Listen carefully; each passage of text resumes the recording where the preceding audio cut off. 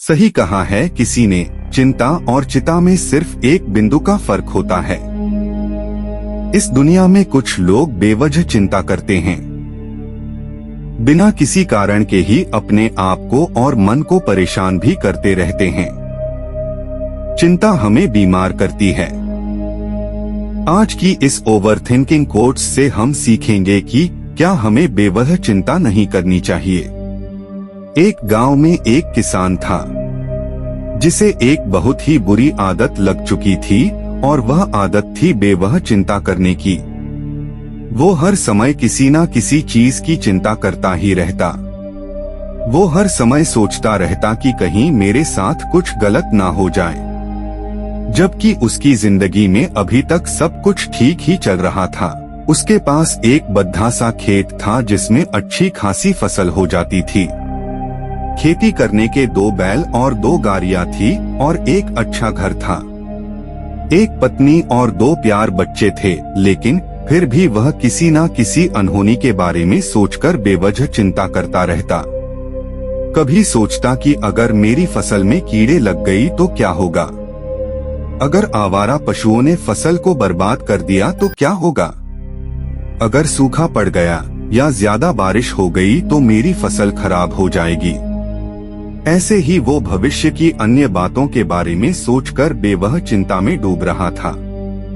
जैसे कि कहीं खेती के समय मेरे बैल बीमार ना पड़ी जाए, मेरे बच्चों का भविष्य कैसा होगा, कहीं बुढ़ापे में मुझे कोई बड़ी बीमारी ना जाए, मेरे बच्चे बुढ़ापे में मेरा ख्याल रखेंगे भी या नहीं, वगैरह वगैरह। अपनी इस लगातार बेमतलब चिंता करने की आदत की वजह से वो आसान और परेशान लगता था और अब उसका किसी भी काम में मन भी नहीं लगता था।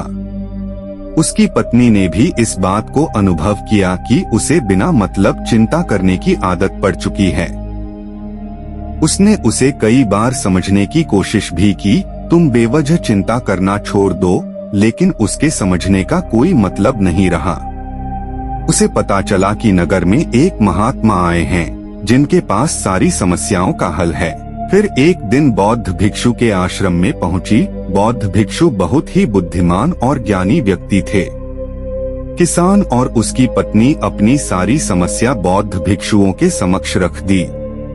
किसान ने कहा, महात्मा, मैं हर समय किसी न किसी बात की चिंता करता रहता हूँ। मैं ज्यादातर उन बुरी चीजों के बारे में सोचकर चिंतित होता रहता हूँ जो अभी तक मेरे साथ हुई भी नहीं।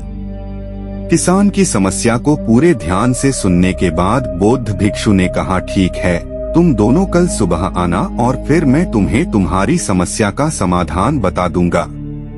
अगली सुबह जब किसान और उसकी पत्नी बौद्ध भिक्षु के आश्रम में पहुंचने हैं तो देखते हैं कि बौद्ध भिक्षु बहुत ही चिंतित अवस्था में जमीन पर पालथी मारकर बैठे हुए हैं और उनके सामने एक दूध से भरा गिलास रखा हुआ है। बौद्ध भिक्षु बार बार उस दूध के गिलास की तरफ देख रहे हैं और फिर कभी अपना हाथ अपने सर पर रखते तो कभी जमीन पर। वह बहुत ही चिंतित और बेचैन दिखाई पड़ते थे। यह देखकर किसान ने पूछा, महात्मा, आप इतने परेशान क्यों लग रहे हैं? आपके समक्ष दूध रखा है, आप इसे पी क्यों नहीं लेते? महात्मा बोले, मुझे चिंता हो रही है कि कहीं इस दूध को बिल्ली ना पी जाए या फिर मैं कहीं जाऊं और तो क्या पता या दूध कहीं गिर जाए। मैं दूध को पीना तो चाहता हूँ लेकिन मेरा भी मन नहीं है।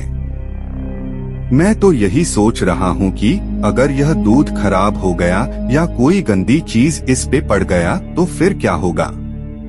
इतना सुनकर किसान जोर जोर से हंसने लगा।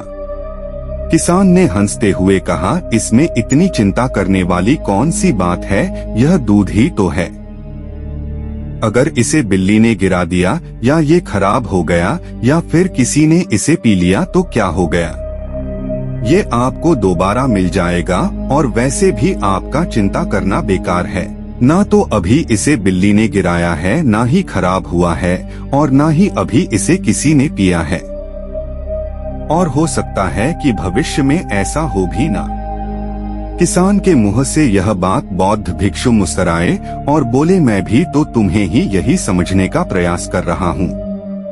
कि भविष्य की उन घटनाओं की चिंता करना व्यर्थ है जो अभी हमारे साथ हुई ही नहीं और बहुत बड़ी संभावना है कि वो कभी होगी भी नहीं, और अगर हो भी गई तो जिस चीज को तुम एक बार हासिल कर सकते हो उसे तुम दोबारा भी हासिल कर सकते हो, और अगर नहीं कर पाए तो कोई बात नहीं, क्योंकि समस्याओं के आने के साथ ही उन समस्याओं का सामना करने की हिम्मत भी अपने आप ही आ जाती है।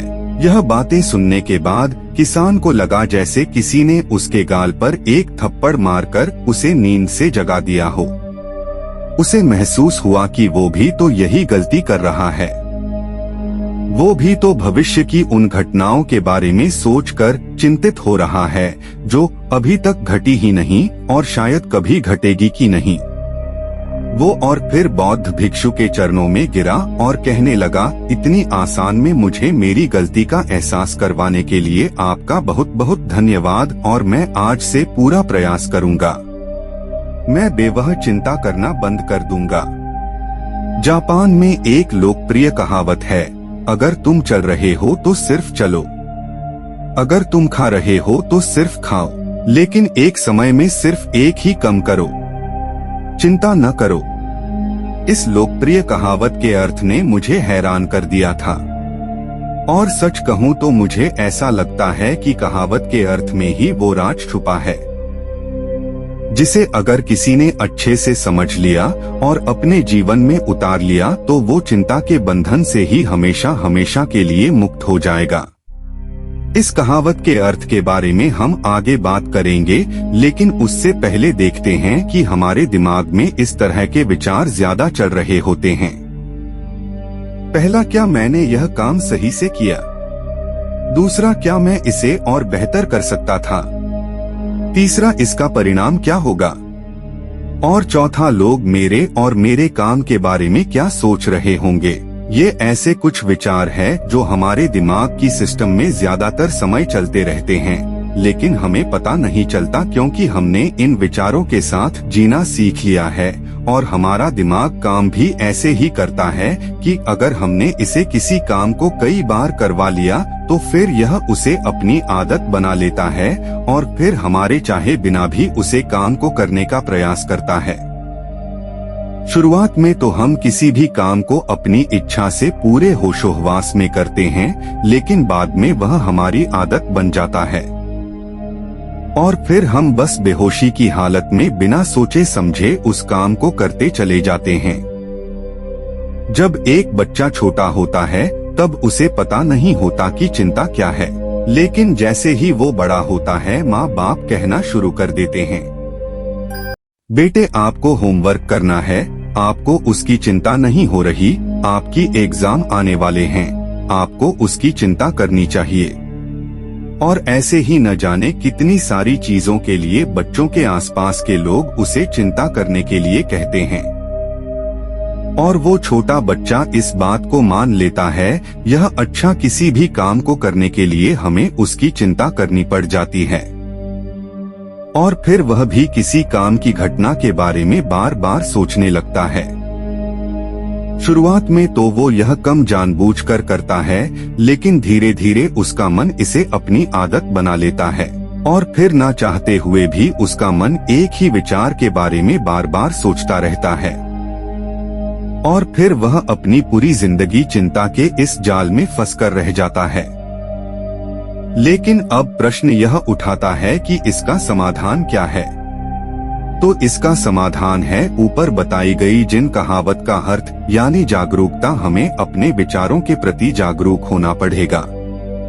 हमें थोड़ी देर रुककर इस बात पर ध्यान देना होगा कि कहीं हम ना चाहते हुए भी एक ही घटना के बारे में तो बार बार नहीं सोच रहे हैं।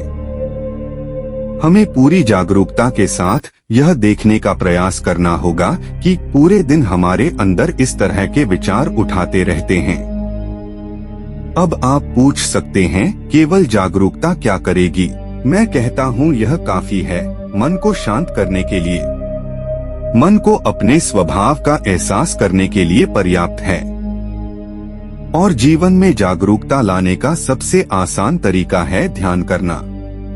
ध्यान करने के दौरान अपने विचारों पर ध्यान देना और जब आप पूरी जागरूकता के साथ अपने विचारों पर ध्यान देना शुरू कर देंगे, तब आप पाएंगे कि आपके मन में चलने वाले गैर जरूरी विचार एक एक करके अपने आप ही गायब होना शुरू हो जाएंगे और फिर आप एक आनंदित और शांत जीवन अनुभव कर पाएंगे। बाकी अगर आपको ओवरथिंकिंग कोट्स आपको अच्छी लगी हो तो कमेंट जरूर करें और एजुकेशन फॉर लाइफ चैनल को सब्सक्राइब जरूर करें।